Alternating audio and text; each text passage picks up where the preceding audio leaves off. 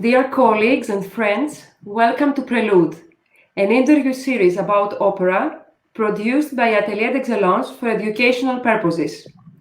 The current episode is supported by Operawire. Operawire editor-in-chief David Salazar joins, hi David, the panel of interviewers. Our guest today is Mr. VASCO FRACANZANI, artist manager, representative of Lerine Artist Management. Lerine Artists is one of Spain's most distinguished opera agencies and an AdE affiliate. We are very happy for this. Welcome, Vasco. Welcome to Prelude. Thank you very much for the invitation. Thank you. And good afternoon, Sami Boyd Ladla, AdE Creative Director. Hello. Happy to have you. Likewise. Vasco, how is Spain doing with COVID? How are you there? Well, actually, I'm fine. And how is Spain doing with COVID? I think we're doing what we can. We are continuing the vaccination process at the speed which we are allowed to, based on the medicine we receive, and hopefully, we will all get vaccinated in time. Some people want to go to the beach. Not my particular case. I can understand how. But yeah, I mean, let's hope it for everybody's health. Let's hope it gets done in time so we can move Vasco, on. with Spain, I mean, over the last year, I think Spain and in particular the Teatro Real de Madrid have been kind of a shining light for the opera world in terms of being able to maintain a consistent flow of live productions. What has been kind of the key to kind of maintaining that, to be able to do the production? Why do you think that Spain's had success where maybe other countries have not? Well, let me tell you something, David. When lockdown came up and the whole of Spain was closed, obviously this was a very tragic moment for everybody. It was a very sad moment. This notwithstanding, obviously, Teatro Real decided to adapt its facilities, implement all existing and very strict protocols. And so last July, I believe, yes, they did, I think it was 27 or 29 performances of Traviata. And if I'm not mistaken, it was the first full opera show in the world. So something to be very, very proud of.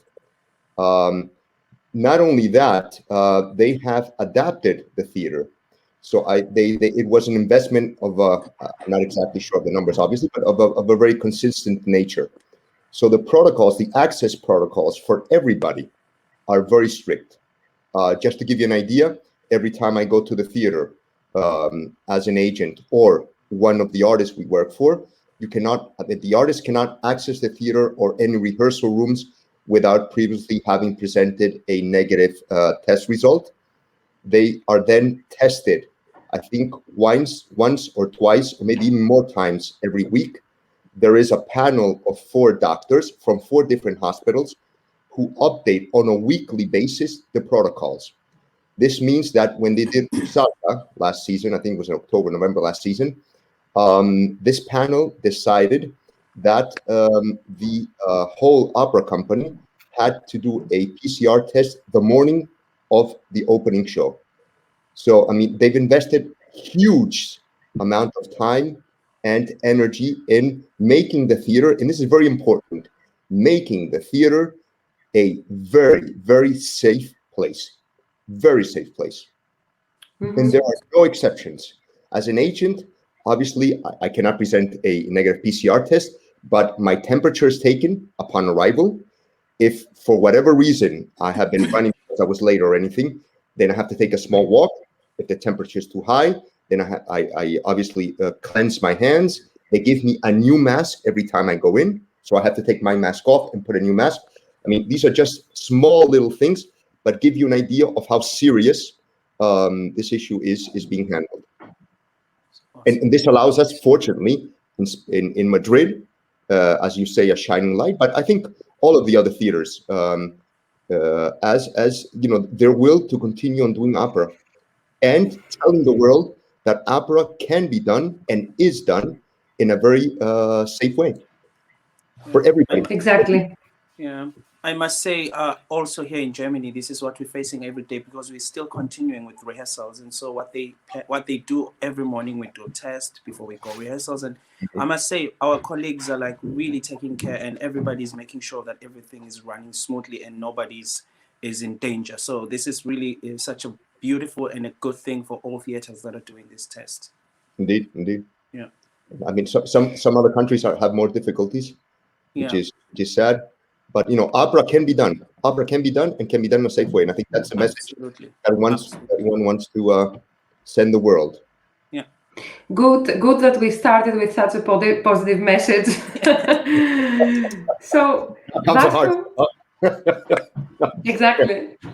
Vasco, I would like to ask you, in your understanding, is there any difference between a general manager and an agent?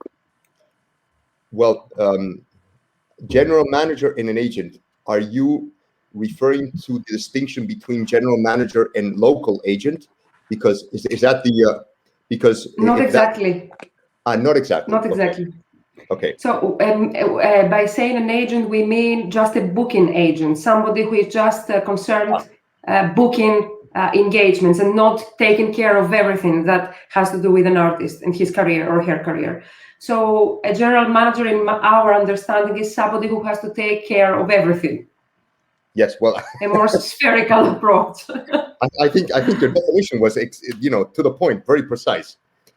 Indeed, from my understanding, a general manager has the responsibility, above all, to try and to manage the artist on a 360-degree from a 360-degree angle, whereas a booking agent, mainly what he or she does is, as the word says, book the artist in the different theaters for the different shows, whatever they may be.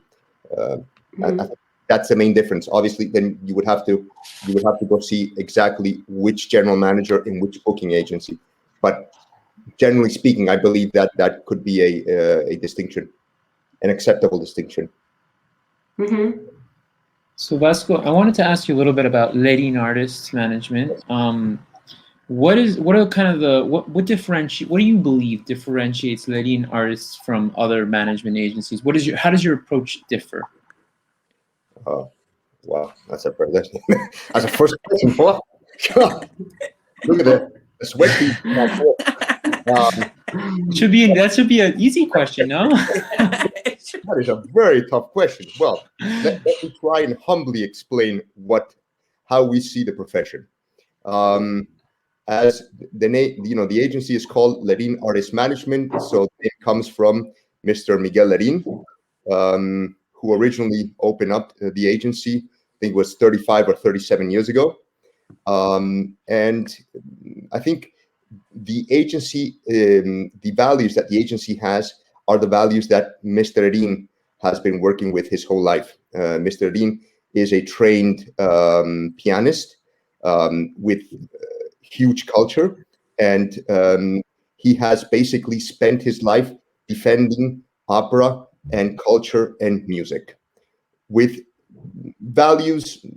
Well, this is a question of definition, but what are the values? Basically, being serious, being trustworthy, being loyal, being hardworking. As you can see, there are not many, but I believe they're difficult to maintain in this profession. So this is what the agency has always believed in, and in my time with Mr. Lerin, I've had the pleasure and the responsibility of taking on this huge commitment. Mm-hmm. Thank you. Yeah. Thank you very much. While we're still talking about the Lerin management, do you guys work locally or you work internationally? How do you work? If you can just analyze that for us. Okay. Well, I think also here we have to go back to when the agency was founded, so 37 years ago. Mr. Lerin started off as a local agent. So with time, obviously, and experience and life, basically, We also work internationally, but the huge or the principal amount of our work is done on the Spanish market. Yes, yes. We had a conversation before, Vasco, that you do collaborate with other management internationally. If you can just describe us how does it work when you have a singer there and there? How does it work? You are referring now what to our international your international collaborations. Do you have any collaborations with any management that you work with in terms of singers and something like this? We do, actually. We do. I mean, actually, that's part of me, because we work with some of the world's foremost agencies. So for me, it is a great responsibility to be able to work with these agents who basically define the opera world, and be able to represent their artists on the Spanish market. This is a tradition that has basically started when Mr. Dean started the agency, like I said, 37 years ago, and continues to this day. We have not changed the agents. I mean, the main partners. But this gives us the possibility, obviously, I'm going to put myself here at the forefront. Gives me the possibility to expand my knowledge of the business. And this is very important for me. It's a very serious issue with, like I say, some of the world's foremost agencies and artist managers, people who make the world what it is. And to work for these agents is an honor, and it's a very demanding task. Believe me, demanding task. But I mean, this allows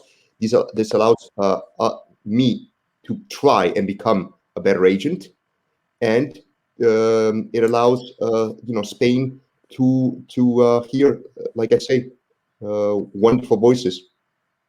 Awesome. So I think it's a win-win. It's a win-win.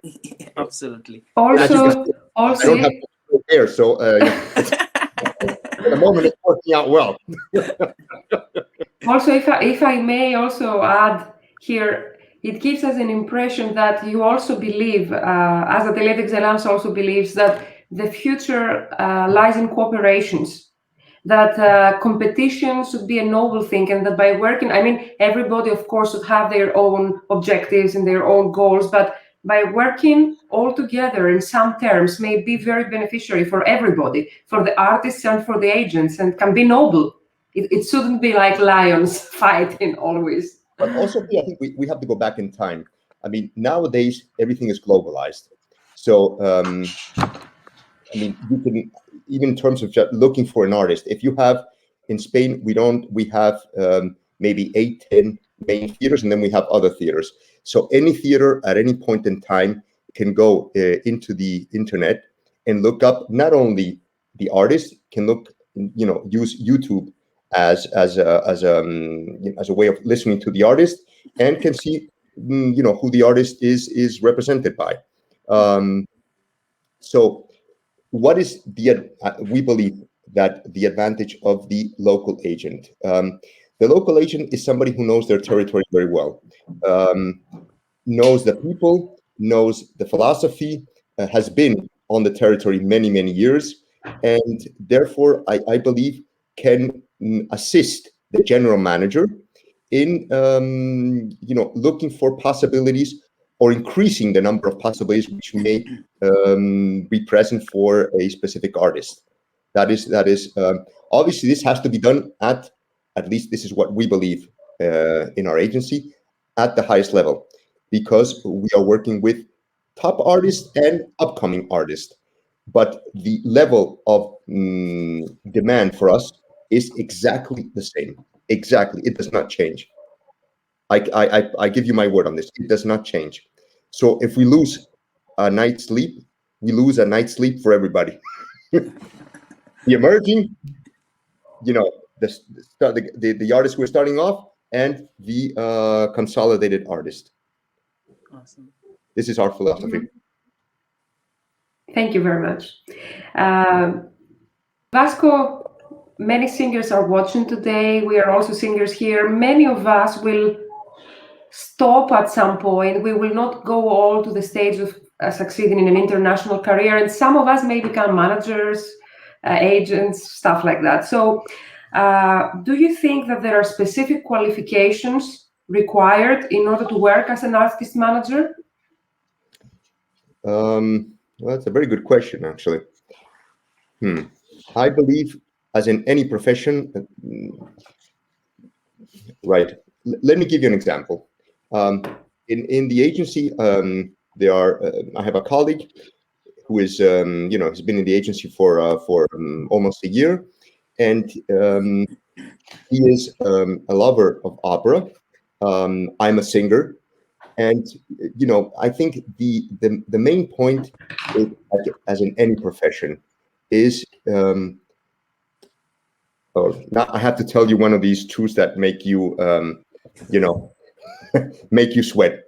I believe the profession of artist management, if you wish to call it that, is vocational. And I stand by what I say. It is vocational. It is, for me at least, something very similar to a doctor, who has to take an oath to exercise his profession. So I think we also, must take an oath to defend the profession. So what does this mean? That you have some specific guidelines, but basically each of us, since each of us are different, brings into the profession something different. But I think the artist management profession is a vocational profession. It's not something that you go into the office at 9, pick up the phone, and at 6, at 2 to 6, you say, "So I gotta go. I gotta go to the supermarket and buy yogurt for tonight." It doesn't work that way. You might receive a call while you're buying yogurt at the supermarket from an artist who needs something. And what are you gonna do? You're probably with your phone. You're sorry, and you look at the yogurt and say, "How can I help you?" So it's 24 hours. It's 24/7, in spirit, obviously, in spirit. Mm-hmm. And I think that's the fundamental thing. And then, like every profession, it's know the market players, interact with the market players, and always try and provide the right solution for the right person at the right time, I believe. Mm-hmm. Did I scare you? No, no, we are not scared at all. We just want to know how this profession works because, singers, we see you in a panel, we see you opposite, and we are not thinking how this profession is created, what are the demands, what kind of people you are. So today is an opportunity for us to get to know an artist manager from inside. Look, this is very simple. You have the institutions, be it theaters, be it concert halls, whatever it is, and you have the artist. And in the middle, you have this person who tries to find a balance, an equilibrium between this and this. So to try and satisfy both sides, the needs of both sides. Now you can calibrate that with whichever way you want, but it's not always an easy exercise, because the balance is sometimes very fragile. So we try to make basically everybody happy. Everybody's different, like life. So in order to make somebody happy, you have to do something, and in order to make somebody else happy, you try and do something, and all of a sudden you have imbalances, and we try and work our way towards the balance point. So I actually want to focus a little bit try and not perish in the in the meanwhile. I wanted to ask you, Vasco, about your transition from being a singer to being an artist manager. What was the transition like for you? What are some of the challenges that you had to overcome in making that turn in your career? Well, okay, but this is something very personal. This regards me, and I suppose another artist manager may have a different position. My wish was to be an opera singer, and that's why I studied. Unfortunately, this was not possible for whatever reason it may be. So I spent 8 years in my life working in Germany and working in a financial institution.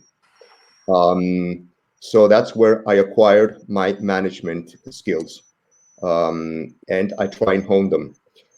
When I then went into the course, and I spent 6 seasons as a member of the Teatro Real course in Madrid, at a certain point, I was asked if I would like to go into management, and that rang a very nice bell for me because I grew up in the United States. My dad is Italian and my mom's Spanish. I worked in an international environment when I was in Germany in financial institutions, and I said, well, maybe I have something that I can contribute to the profession in terms of international experience, and that's the reason why I went into opera management. Apart from the fact that I love opera, which I guess is important, more or less. So Vasco, I guess I will go back to the question of Maria. To be specific, let's say there is this singer who's talented, but and nothing is happening for singing for that specific person. Do you advise the person to go and do other things? Let's say they are interested in becoming something like a management or work for an opera house, to be work at the KBB or something like this. Do you advise singers to take other courses that would help them to pursue the career like you did? Basically, you work for marketing, and so would you advise young singers while they have time to take extra to do more extra education with management or business management or whatever anything that could help them to become something in the business? So you're referring to professionals who wish to go into artist management. Yes. Okay. Yes. You're referring to professionals in terms Let's of say me, I want to stop now and I want to become a management. No, you can't do that. I'm sorry. I cannot. No, it's an example. As your professional advocate, I cannot suggest you take. I'm sorry. No. This is live. Everybody in the world is going to see. You must keep on saying. It's just an example. It's an example. Do you what's your advice? What is your advice on that? Well, nobody has ever asked me this question, to be quite honest with you. They have in many occasions asked, what does an artist manager do? What do you do? I mean, how do you help her? And I explained, for me, it's very easy because I explain what I do every day. I'm not the bearer of truth. I'm the bearer of my own actions. Yeah. Some of them are positive, and I imagine, like every human being, some of them are not so positive. But I can only explain what I do. And if they have additional interest, if this were to happen, then I would suggest if they wanted to work with a manager, then I would give them my experience. If they wanted to work in a theater, then I would maybe ask one of the artistic administrations, to ask them for a meeting and have them explain what they do. Obviously, I think there's a colleague of mine. Not a colleague. He is now the artistic administrator of a Spanish theater, who did a master in cultural management, I believe it's called.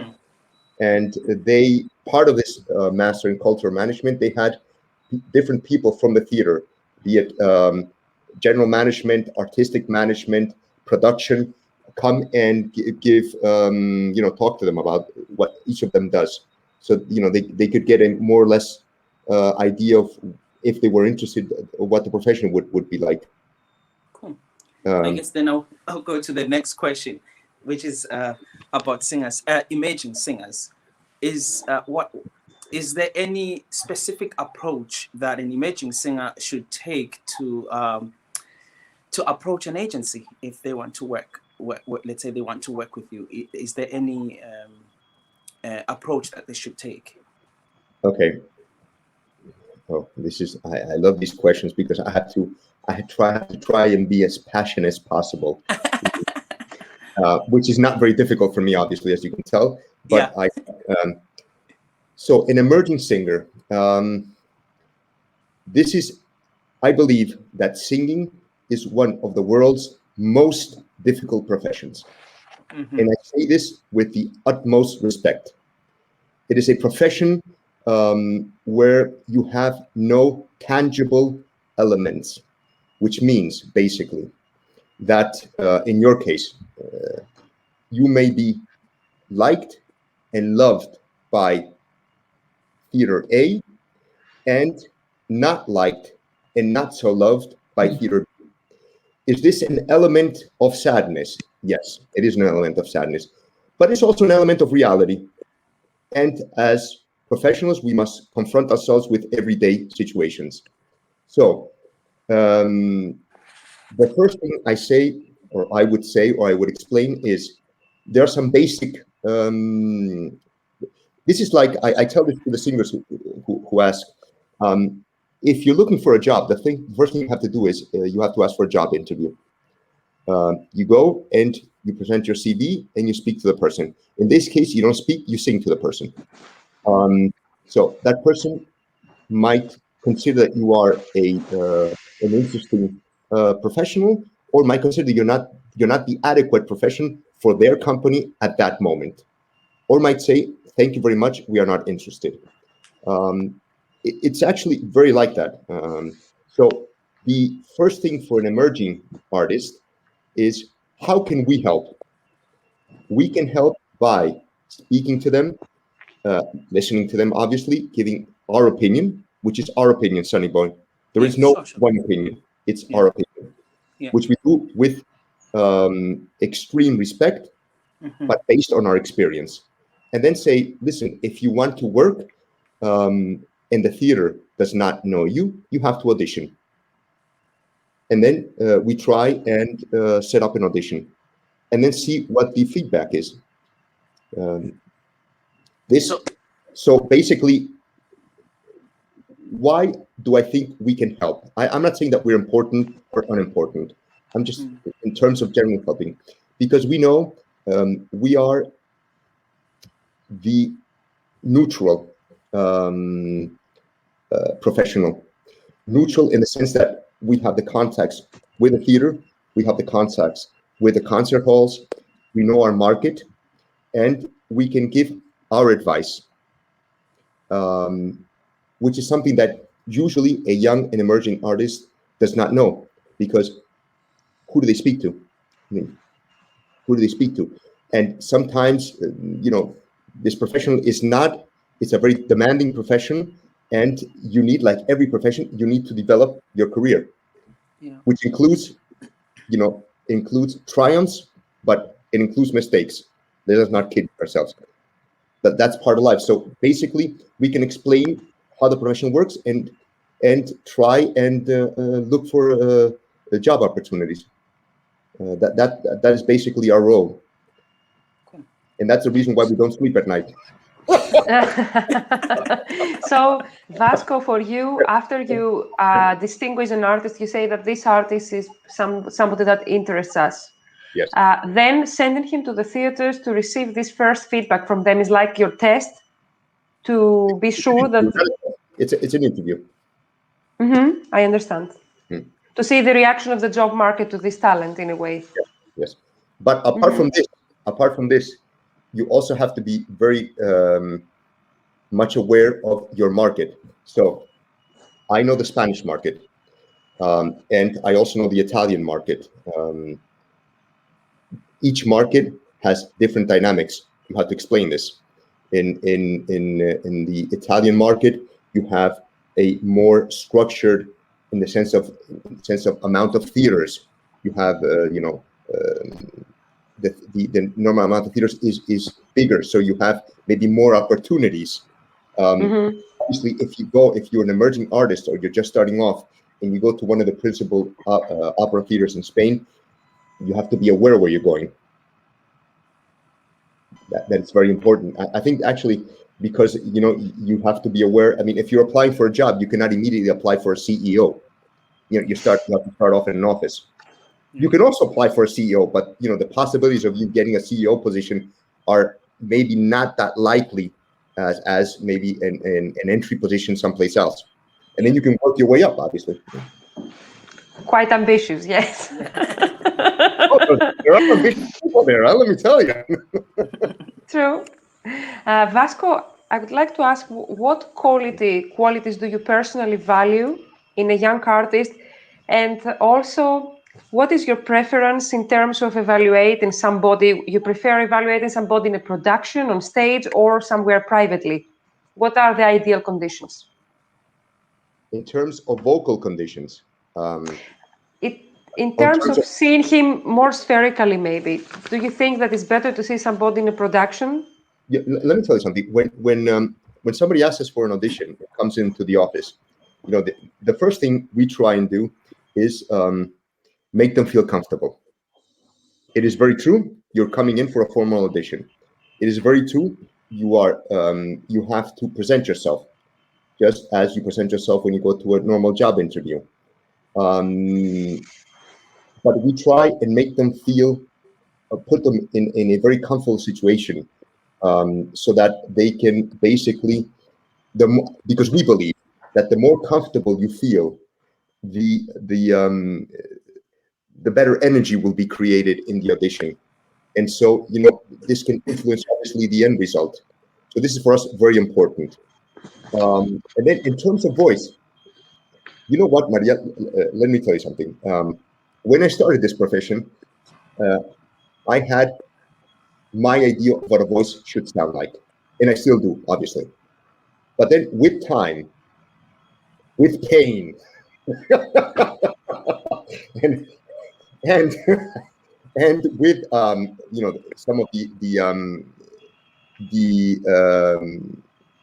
situations I have lived, I have realized that my opinion, or our opinion as an agency, is obviously important. We feel, because we want to help. But an artist may have something, and you know this very well because we had an audition recently with one of Atelier d'Excellence's artists, may have something special. For example, it may be positive energy. It may be, you feel this, you feel they have something special. And because they are young, maybe they are not so round in general terms. So we try and identify, always try and identify the positive aspects of the audition. And with our humble experience, also try and convey what we feel may be the right way to go forward. Listen, perfection is a very philosophical idea. You know, we can spend hours and talking about this. Let's do it. Well, let me tell you, we will make a lot of enemies, David. So what are we? I mean, we are working for art. We are working for music. We are working to do something, something artistic, and many elements come together.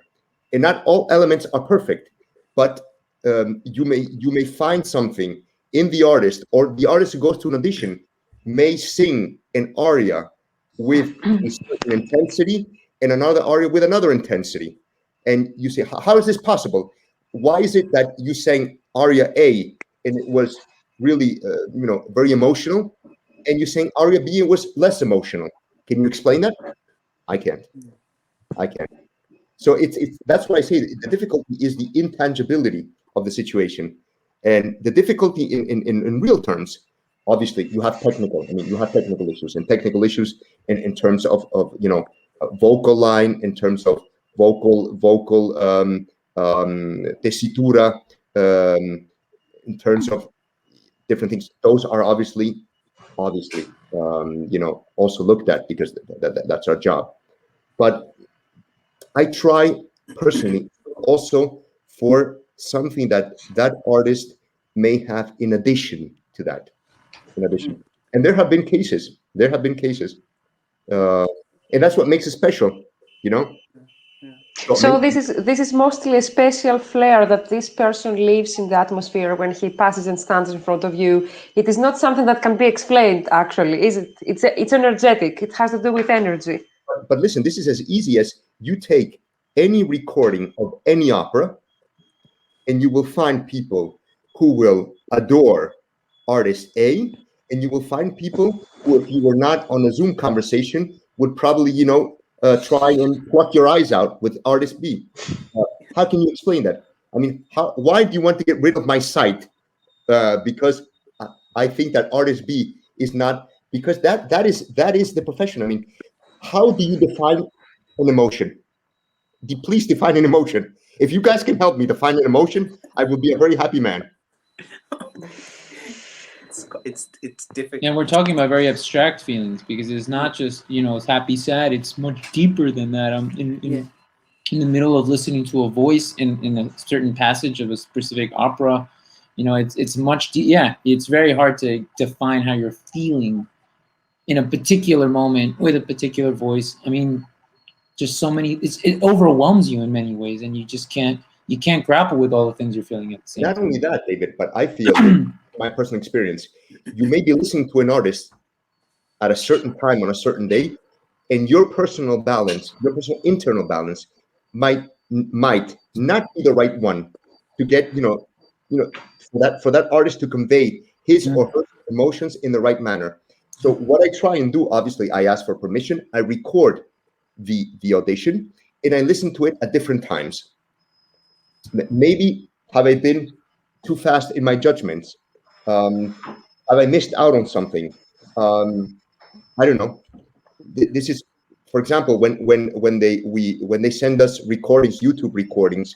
I also take the vocal score. I take the vocal score and look at the aria, look at the line, look at are they really, passionate about what they're saying? Are they saying with? Since I'm Italian, obviously I love my language. So if we talk about Italian opera, this is something that the tears come down very fast. But also for German, I look at a lot of things because I realize that it's not as easy as following a book. So step one, tac. Step two, tac. It's not as easy as that. No, I believe it's my opinion, my humble opinion. Just to add on that question, Vasco, we consult with so many young singers, and they often say, when we mention some managers, and they always ask this question: do I have to pay a fee to audition for that manager? I'm not trying to put you in the spot or try to undermine other managements that do charge for auditioning singers. But I just want to understand, does Lorraine go in that way of charging a singer? Let's say you are approached by a young singer who wants to audition for you, who's willing to work with you. Do you expect the singer to pay a certain amount to audition for you? But explain to me, apart from that, this is completely, absurd in my point of view, completely absurd. Why? I don't know, but I would charge for what? For dressing up with an iron shirt, or what would I charge for? For bringing your excellence in the room. I don't know. I don't know. We've talked so much with Maria about this, and when we like, do you have to pay what? A manager, and some of them, they have to pay every month. This is not to undermine what they do, of course, but it's just to clarify, what does Lorraine management do? Charge artists to come and audition for you, or? But do you mean would this be something very similar to when you go to a lawyer and you ask them for you ask them to answer a couple of questions, and they say, well, if you want me to answer a couple of questions, this is going to be my fee. Something? No, the question is no. For me, it makes no sense. It makes no sense. Maybe we should clarify here that there is a difference between a consultation for a management and an audition, because after living in New York for several years there, they have the consultation thing. It happens very often, and sometimes it's not very clear whether you're auditioning to get an advice or you're auditioning for a roster. So I think it's smart on behalf of the singer to ask in advance, what is this audition? What is the purpose of this audition? So nobody gets surprised in this way. I think that artists should be a little bit prepared, and it's not only one side's fault all the times. Sure. No, but I mean, it makes me laugh because I don't understand if they come to us, because I'm only speaking about what we do, and let me be perfectly clear about something. They come to us and they ask, "Can you please listen to me?" Of course, I can listen to you. Gladly. I mean, I would pay to listen to them. You know, maybe they give me 15, 20 minutes of their time and I feel something wonderful, which doesn't happen every day, let me tell you. Huh? So Yeah. maybe I should be the one paying. Yeah. But honestly, I also, to be honest, I mean, I don't understand the purpose of why should I pay to get somebody to tell me their opinion. Why? I mean, I do understand that some people have to earn money, but you know, when I started during our time in Zurich, we auditioned for so many managers. None of them asked for payment, and of course, there was one that I tried to audition for before I decided to work with my management, and then I was told that I have to pay for the room and the pianist, and I couldn't understand why then do you put the audition there if you want me to pay for it, yet I have to pay for traveling and I have to pay for accommodation, and you know, I just don't get the logic. How can these young singers from university get that money? Where do we get that money from? I just don't understand. This is why I get a little bit confused, and that is why I wanted to ask you, because there are so many young singers who are in this position. They want management so bad, but because of these expenses, it's just so difficult. Listen, we have our main office in Barcelona, but I live in Madrid. So it is not the first time that if an artist, for whatever reason, is in Madrid, I can gladly listen to him or her in Madrid. It is not a problem. If you allow me to be serious, Yeah. for a couple of minutes. Yeah, sure. It is for me personally, it makes no sense. I mean, what am I offering that can be of monetary or can be considered monetary value? I'm offering my experience, but my experience, Sunny Boy, is my experience. I mean, it's hold on, sorry, I just sorry about that. My computer just went crazy. Hold on a second. No, you froze for a second, not much. Yeah, sorry about that. So what am I offering? All I'm offering is my humble experience. I mean, listen, when I started off, and I told you I wanted to become a professional opera singer, I encountered people who were nice and people who were not nice. At that moment, I decided that I would be nice, because I did not like the people who were not nice, not at all. So I firmly believe in not doing to your fellow human what you would not want your fellow human to do to you. Yeah. I don't know if this makes any sense.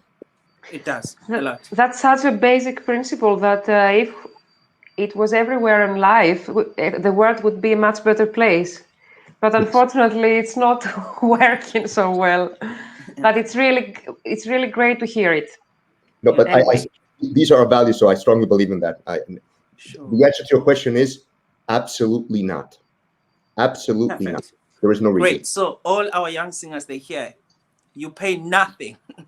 Going on booking spots. We actually give out lollipops at the end. Exactly. Choose a flavor.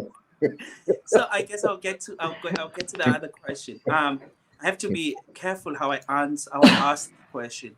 Yes. How much do you interfere in terms of guiding a singer with repertoire, and if maybe sometimes you do interfere with singing technique if you have some problems, a singer that you've been working, let's say you've been working for a long time with a singer, how much do you interfere and how do you deal with that situation? This is a very, very delicate question, Sunny Boy. Yeah. Because you are a singer. Yeah. Maria, you're a singer. David, I don't know if you're a singer. I'm not sure. You're not. Okay. Not really, no. He's the CEO. He's the CEO. But guys, his wife is a singer, so Yes. he knows. So I know about, yes, I do know Yes. about the daily work that goes into it. Yeah, and you also know, how close to homicide you can come when you talk about a singer's technique. And so what happens? We are all professionals, so it depends. Actually, we have artists for whom we work for, and we have been working there for a long time. And I feel if things do not or are not working the way they should work, I feel it is our responsibility, because we are advocating and we are protecting artists' interests all the time. I think it is our duty to inquire. Look at all the meanings of the word inquire in the dictionary, right? But it is a very difficult issue, very difficult issue. Would you tell a violin player how to put his fingers? Would you tell a pianist how to play? Would you tell a conductor how to use his? No, you wouldn't. No. So I believe in speaking to the person and understanding what his or her technique is like, and trying obviously to help, but you must respect the artist. He or she is a professional, and I believe I am nobody to suggest any type of technical issues. Nobody. Obviously, I have an ear, which I hope works more or less okay. I have a sensitivity, which I hope works more or less okay. So, but I try to put all this to the positive use of the artist. But no, I do not make suggestions. What I can do is, and this I do, is if I feel the artist is, for example, going to debut an important role, what I can suggest is he study or he prepare this role with a specialist. This I do. So because if the role is very important, then obviously it must be prepared. Because remember, we are in a profession where once you go to the theater, you are a professional like everybody else. Yes. From the gentleman or the lady who has been singing 45 years to the person who started off last week. You are considered at the same level. So I do insist that the artist go as prepared as possible. So based on the role, I may suggest what do you think? Should we look for somebody who can give you the right advice in preparing this role? And then my job is to go on to the market and look for the right person, based maybe on the repertoire. If it's German repertoire, if it's Italian repertoire, this I do, because I believe that's part of my duties. But I do not give advice. No. Vasco, following up on that, though, do you like when you're working with an artist, do you work on like the long-term vision of what their repertoire might look like over the course of their next 10 years? Is that part of what you do with them in working with them? Work with them, yes. But for me, it's very important, David, when they go onto the market, it's very important, the first step, because as a professional, you don't know how you're going to develop, I believe, unless you start working. So it's very important, the feedback from the theater managers, from the production managers, which means from the stage manager, from music director, if I know him. I try and get as much feedback and convey that feedback to the artist and say, listen, this was you played, I don't know, whatever, even if it's a small role, Giovanna in Rigoletto. How did you feel? What was your impression? Because there is, we're all human, so everybody would like to sing, Turandot, or everybody would like to sing Calaf, and unfortunately, that's not possible. I was telling when we were off the air, Sonny Boy, that I wish I could be tall as he is. I'm not. What am I going to do? I'm going to go into his house and steal, 2 or 3 inches while he's sleeping. You are what you are. But I believe my vocation is to help you be the best at what you are. But you must admit to yourself that you are what you are. Yeah, absolutely. Or you will never be happy, David. You will never be happy. And a unhappiness in the artistic field is something that I feel very strongly about. Because you're touching sentiments. You're not touching, I don't have enough money to buy a BMW this month. I can live with that.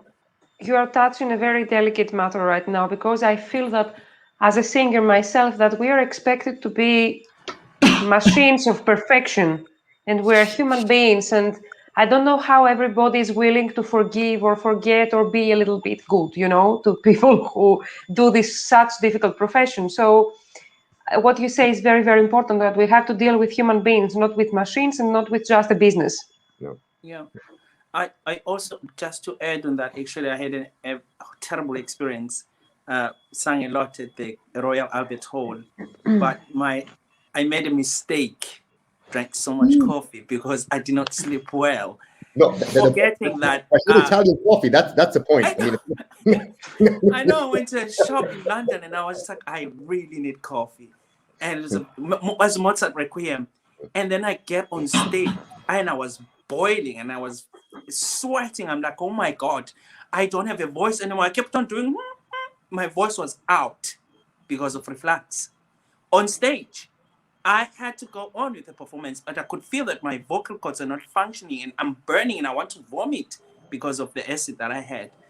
And just imagine, and you have people who are looking at you who paid that evening's performance ticket, and who would don't know how much coffee you've had and are waiting for you to hear that beautiful sound, Sonny boy.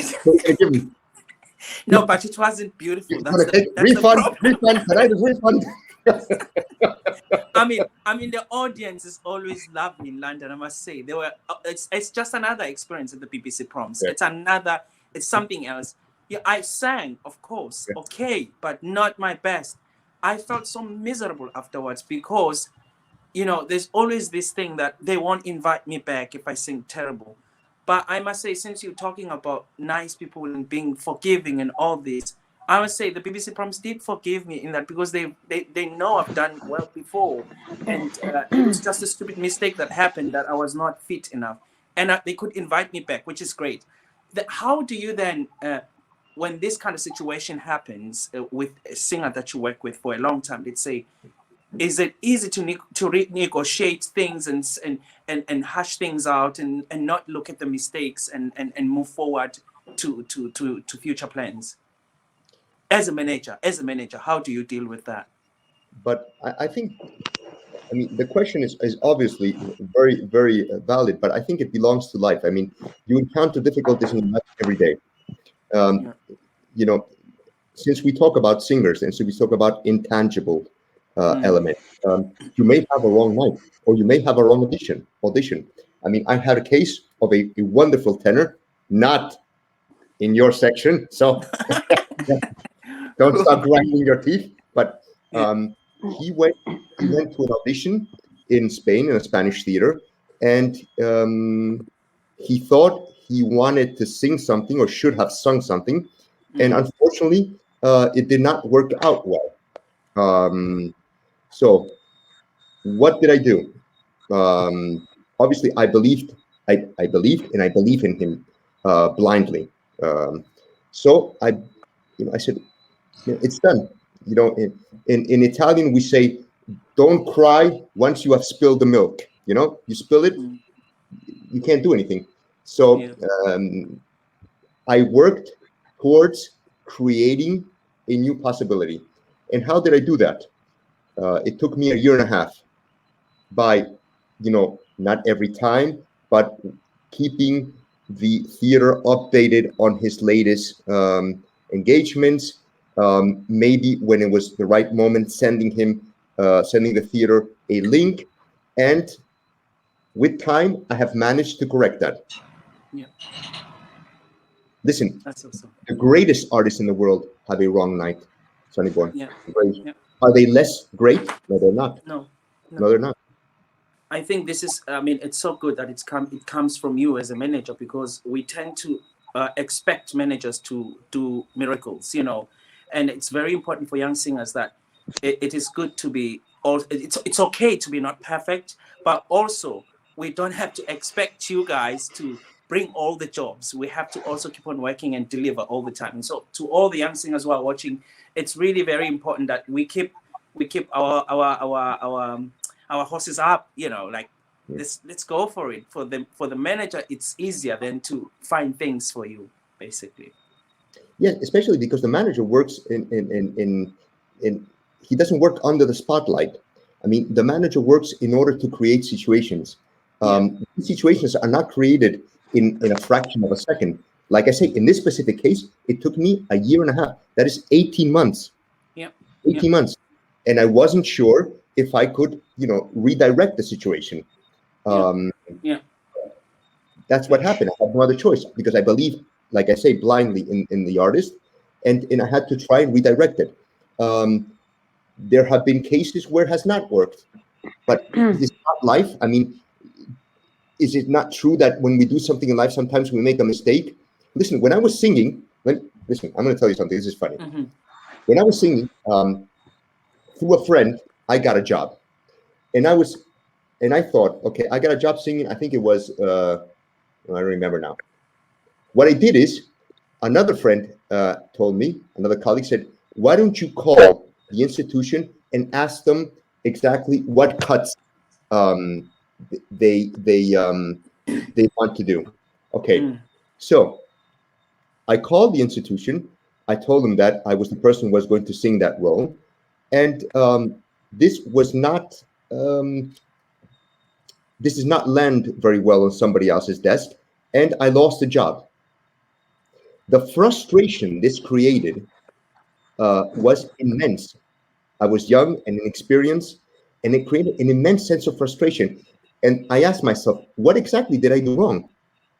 I mean, did I, jump over somebody who I shouldn't have jumped over? No, I simply thought that that was the right way. Now, at the time, would I have not wanted somebody to call up the institution and say, okay, hold on a second, but I mean, Vasco didn't kill anybody, but all he asked was information. He's inexperienced, don't punish him for being experienced. Explain to him how things work, and let's get on with life. I think that's what I tried to bring to the profession. Great. But let me ask you something. But you were talking about pain. You think that they pay so they can have miracles, so that managers can do miracles? I mean, no miracles. We don't have the hat. No bunnies. Yeah. It's hard work, Sonny boy. It's hard work. It is hard work. I know. It's even harder to do it ethically. Any job, not just management. Yeah. So I would like to go a little bit back to the issue of the pandemic that has a great impact all over the world. What difficulties did you face as an opera agent because of the pandemic? And how do you think that the pandemic will affect the future of opera, the future of young artists? What should they expect in the new environment? Well, the first thing we were confronted with was an absolute stop. From one day to another, everything stopped. And this is, like I say, and there was silence. So a lot of people suffered. People lost jobs, and maybe those jobs were their yearly income. And I felt this as a great pain, because there was nothing what could do. I mean, there was absolutely nothing. So it's sadness even to think about it. So we tried to find, remember that it was March, April, May, June, July, basically 5 or 6 months, zero, nothing. There was an artist, there is an artist who I work for, who lost a production, I think it was 15 performances of a secondary role, and that was basically his yearly income. Oh, cool. So he lost his yearly income, and he called me up, and he was very sad. He was very sad, and he was very worried. Essentially, he was very worried, and he said, "I mean, what can we do?" So I said, "Well, at the moment, we cannot do anything." We tried and looked for cover jobs in order to, generate some income, some type of thing. It wasn't the same thing, but to generate some type of income. And gladly, there was a production towards the end of the year. One of the artists could not show up, and then he got the job. So he managed, to make up for it. But it was very difficult. Now, the Spanish theaters, like I said, more or less, apart from the Opera Theater in Bilbao, because you see, you have this in Spain, the sanitary guidelines are not centralized.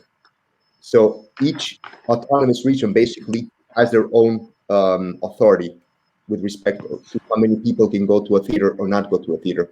So this, when you have a theater who has 2,200 seats, and all of a sudden they say you can only seat 400 people, this is economy. Somebody explained to me how they can do productions. It is impossible. So they unfortunately had to cancel productions. But I must say, Spanish theaters have worked with such a great amount of enthusiasm to try and, program things for the future. That all of them, I'm very proud of the theaters in my country, very proud. And I say this from my heart. Because they have done, wonders to try and cope with a situation which at times was not very easy. How does this change the market? Well, at the moment, all the Spanish theaters are working apart from one theater. So things have not changed very much. Maybe some availabilities have come up because originally planned artists could not show up for whatever reason. So, life continues. For the future, most theaters already had their casting done for future projects. So it doesn't change very much. The difficulties sometimes have been when a theater had to cancel, had to reschedule, and the original artist could not participate in the rescheduled production. But unfortunately, that nothing, it's an unfortunate situation, but sometimes nothing can be done. In terms of young artists, if you believe in what you do, you must fight. You must fight. Fight, obviously, in the positive sense. I'm always in the ethical sense, but because there's nothing else you can do. I say this to everybody. I can work with situations that I know. There are unexpected situations which make, you cannot contemplate what are they called, endogenous or exogenous? Exogenous circumstances. You cannot contemplate exogenous circumstances. You just can't. So you have to work with endogenous, and you have to. It might take a bit longer, but you have to keep on trying. Keep on trying. This is a very important message. Yeah. Keep on trying. Just want to add one more question on top of this, since you're talking about the pandemic, Vasco. So many young singers in terms of age for competitions and for studios. There's an age limit. Yes. Do you think it would be wise for competition organizers and also opera studios to maybe add more years? Increase the number of the limit age for the competition or studios. What's your take on that? It's a very difficult question. I that's not my sector. I don't know the structure. I don't know the. It would be very sad for me to learn that an artist had applied for a position in whatever program or competition, and it was canceled, and he lost his chance to participate. If that were the case, it would sadden me greatly.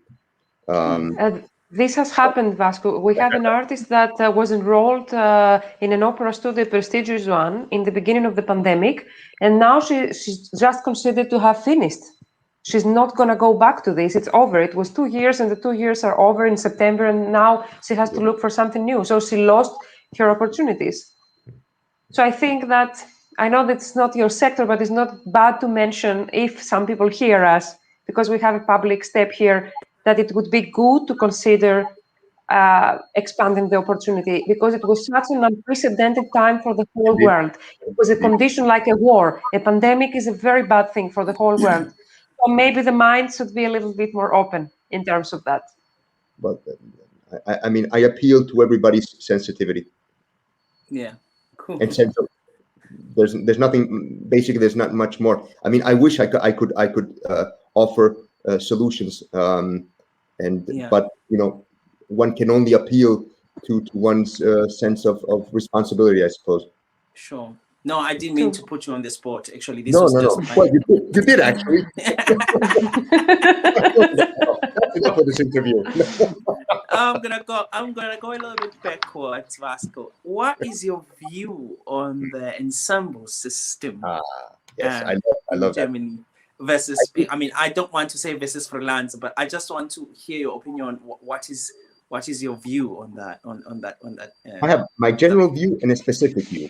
My general view, I believe it is a very well thought and structured way of artists to start their career. Why do I say this? Because, as you know, the opera market is a market where you have a lot of people who want to exercise the profession, and unfortunately, a limited number of possibilities. So, when you have, for example, Germany with a very extended theater system, and they allow you to go into the theater, and based on your preparation, based on your vocal capabilities, etc., they say, well, listen, would you like to sing, for example, I don't know, 15 Rigolettos, 25 Nemorinos, and maybe 5 Borsas in 2 years, you know? And for that, I will hire you these 2 years. You will not only learn the role, but you will sing the role, which means you will develop the role. And not only that, I will offer you a monthly salary. I think it's wonderful. Wonderful. Because basically, it's an entry point job. We're talking about before. It's an entry point job. I mean, once you're in the job, it's your responsibility to show what you can do. Where do you want to go?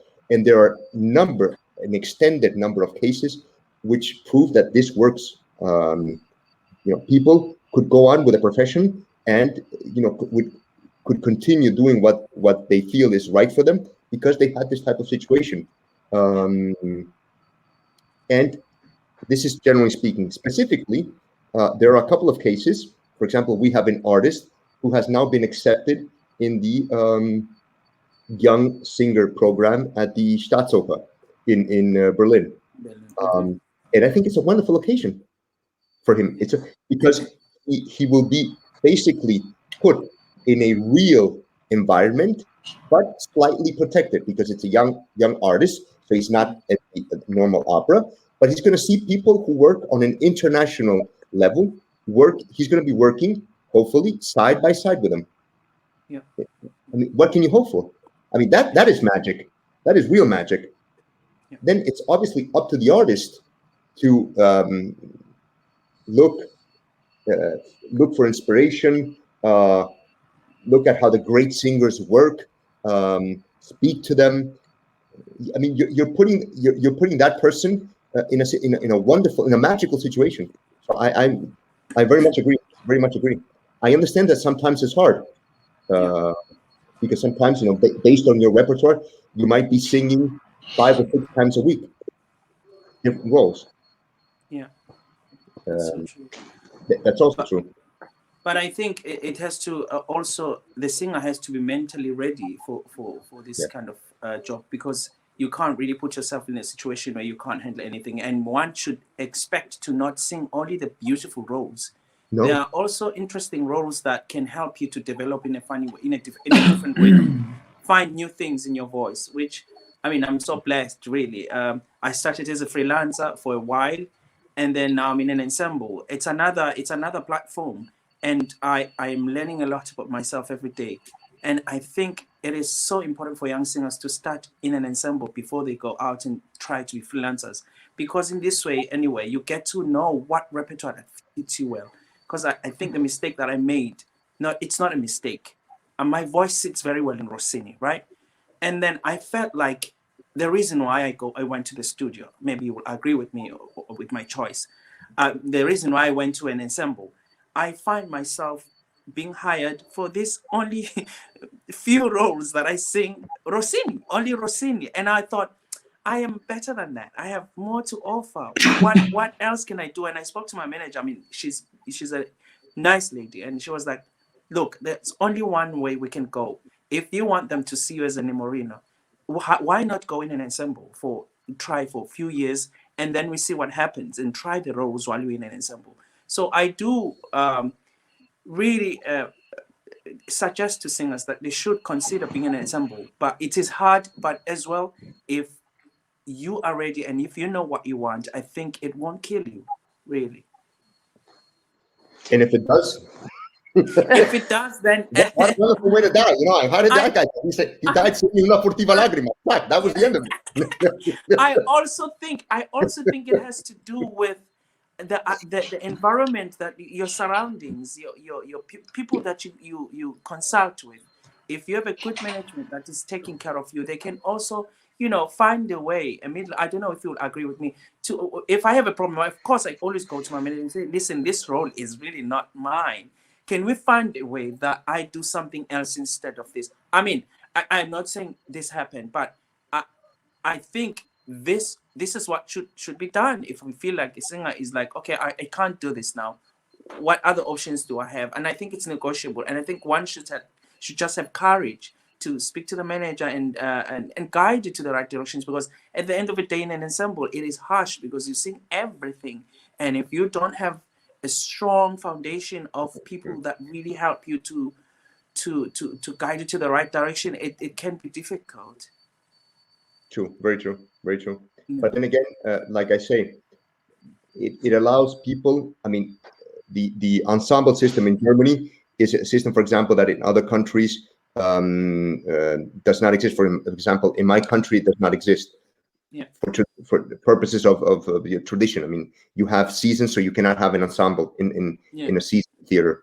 But I'm sure this for young artists, it gives them the possibility of additional and very necessary training, and to work with people at high level, conductors, stage directors. You get to know the profession. So if you're going to try out a role, why not try it out, if you can, in a protected environment? Yeah. Which means, if you make a mistake, nothing happens. You think about it, you work on it, and but sometimes if you're trying that out in a freelance position or as a freelancer, if you make the mistake, what happens, Sonny Boy? You are maybe not stigmatized, but you say, that's Sonny Boy, he's a nice guy, but he's not Nemorino, Exactly. I mean, I must say, in the ensemble, it opened my eyes in a different way. I mean, really, I feel so protected, because I mean, also the team in the opera house, the music team, they're all like, they want the best for you, which is great. And it's so rare to get these things. And so I do really recommend that ensemble is really a great place. You just need to be smart and to be open-minded, and also to be well-spoken. When you don't feel like you are capable, say it. And I think this is important for young singers, because we tend to take everything just because the opportunity is here. Speak out, talk to your manager, and find ways to have a balance. And I think in that way, nobody will be hurt. Yes. And you are somebody who has, you feel very strong, but remember, the world is multicolored. Not everybody has the possibility of speaking out, Sonny Boy. Yeah, sure. I do get that. One must be must be respectful and take into consideration that you are a very fortunate artist. You can say sometimes, and sometimes we cannot say. Yeah. But then you can call your manager and tell him, you know, I want to talk to you about something that I'm actually not allowed to say publicly or openly. And you know, then it's basically it's our job to speak to the theater, to the artistic administrator and say, listen, how would you feel if they know you? Obviously, you know, Sonny Boy's trying. What do you think? You know, why not try it? What do you think about it? It's actually it's teamwork. I think you define it very, very well. It's teamwork. It's teamwork, and teamwork is important. Obviously, when you have such great team members as yourself, you know, teamwork is fantastic. Oh no, you have to come to Hanover. It is packed of fantastic singers. You know what I like about Hanover? Honestly, the reason why I love this ensemble, there is so much competition. The singers are freaking fantastic, and I'm just like, oh my gosh, I want to steal that. I want to steal that. So that, I mean, I like to be challenged, and I think challenge always make you a better person. If you are surrounded by good people, like good singers, really, this opera house is beautiful young singers. They are so vocally talented, and sometimes I'm like, oh my god, I have to work hard to get there, and they just do it, and I'm like, damn it, how do I get there? And I'm being encouraged to do better. So I love Hanover. And not only that, I think it also has a very important psychological consequence. It strengthens your self-esteem. Yeah. So you know, there's a manager, an American manager I work with very often, and who I owe a lot because he has an encyclopedic knowledge of opera. And you know, it's a pleasure to speak to him. And he tells me, you know what, Vasco, I tell this to every singer. Remember that once you are on stage, you are the best in the world. Yes. When the curtain comes down, we'll talk about the rest. Yeah. It's easier said than done, Sonny. But and I mean, you sing, I don't. So you can tell me if I'm incorrect in my assumption. You're very correct. You're very correct. But it's also the manager's, it's part of the job of the manager to boost the self-esteem of the singer. Because if I understand well to whom you are referring, this person was boosting the and still does the self-confidence of his singers, because I have heard many examples how he uplifts them. So this is a part of the talents that an artist manager should have, as we discussed in the beginning. Yes, and if there's something to be said, and this is as an advocate, I see the role of the artist manager as an advocate, as a lawyer. You know, I'm advocating for in this case, not a client. I'm advocating for an artist. So I must bear upon myself the obligations of advocating, which means I go, and if you feel that this artist is really the right artist for the right role, you must go and advocate correctly, ethically. Yes, definitely, but you must advocate with concrete examples in front of in front of a panel, and that so the artist should not see that in the sense that all the dirty work, and understand me here, dirty work should be done by somebody who can then take all that information, process it, and then transfer it to the artist and say, listen, maybe this is not the right time for this role. What do you think we work on something else, and prepare it, and then see maybe further on.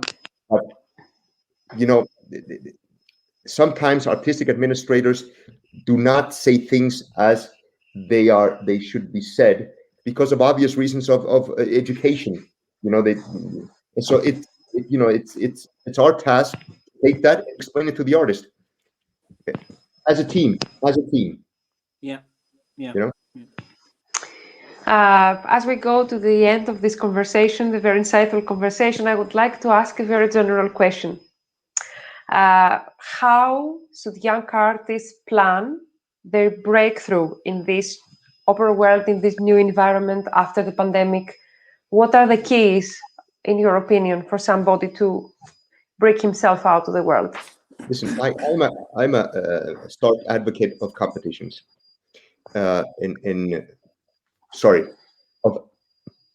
if possible, young artist programs, because I believe the young artist program is the transition point between a protected environment and a real environment. So I advocate very strongly for young artist programs. But if this is not possible, or in addition to this, you have competitions. Competitions are real environment. You find yourself in front of a judging panel, and you have people who, are administrators, music directors, whoever they may be, who are their profession. You have to be ready for what they say. But it gives you, you can use that as not necessarily as a means of being a star, if that is what the term you wish to use, but as part of your career development. I take my stuff, I go to a competition, I show what I'm capable of, and then I'm ready for feedback, which I must learn to judge correctly. So basically, not decide that I'm going to, from now on, I'm going to dedicate my life to, picking, working in an office, but, try it and obviously never feel defeat in front of what you may feel is defeat. It's part of life. So, young artist programs, competitions. I feel personally it is very important to start working. I have seen many examples of artists who need to be on stage, need to feel what stage is like, need to have colleagues, need to have a stage manager, need to have a stage director who tells them, explains to them the concept of a production. And this gives them a lot of self-esteem and makes them grow. So I feel it's very important to start working. If you're lucky and you can start working in your country, fantastic. If you have to pack your bags and look somewhere else, one is young, one can do many things. Mm-hmm. Well said, sir. Thank you very much. Thank you very much, Vasco. Thank you very much for joining and for sharing your experience today with us and with the audience, and for helping us understand the complexity of your profession, because it's really a complex thing to be an artist manager. And we would like to we would like to thank from our heart as Atelier d'Excellence Lerin artists for supporting AdE's mission to stand by young artists in these difficult times. And we need to underline that you offer your services to Atelier d'Excellence pro bono. You never take any compensation to give your consultation and to... And your good vibration. Thank you very much. Thank you. And also, I would like to thank, for the same reason, Operawire and David Salazar for supporting the episode, and Atelier d'Excellence, and all of you who attended once more. And thank you very much for your attendance. Wishing you health and all best until the next time we meet here at Prelude. Not over next, actually, week.